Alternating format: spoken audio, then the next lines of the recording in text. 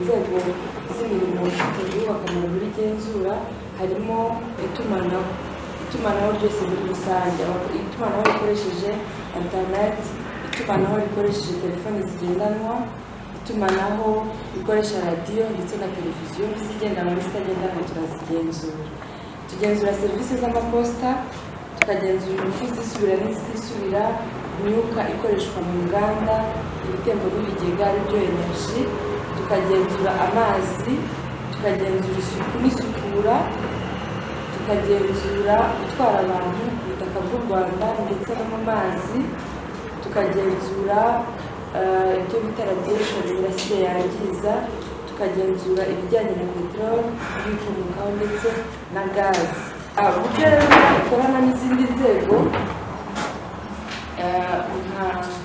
dufashe dushushanyije nka mpande eshatu, leta ntidushyiraho polisi cyangwa se politiki tugenderaho, abafatabuguzi ndetse n'abatanga serivisi. RURA ikorana nabo mu rwego rwo kugira ngo ibareberere bose.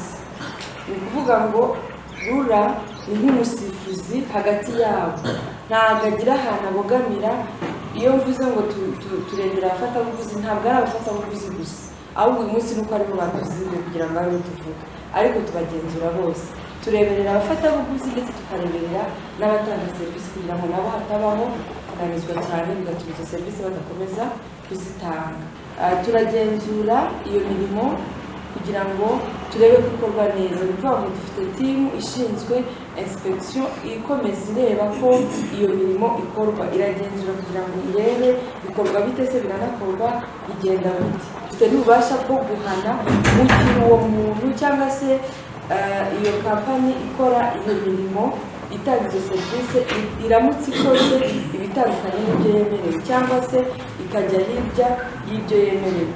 Umufatabuguzi rero afite uruhare runini mu iterambere ry'igihugu cyangwa se mu bukungu, kuko niwe usa nkaho ari inkingi ya mwamba.